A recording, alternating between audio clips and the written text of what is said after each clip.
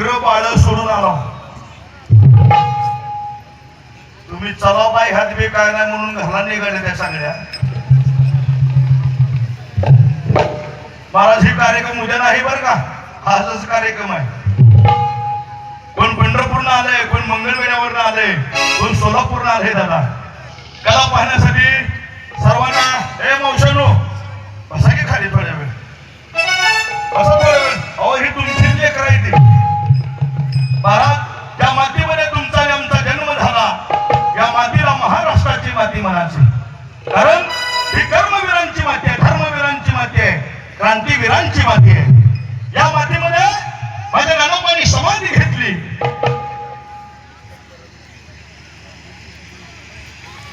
तसे आमचे रंगा महाजन यांच्याकडून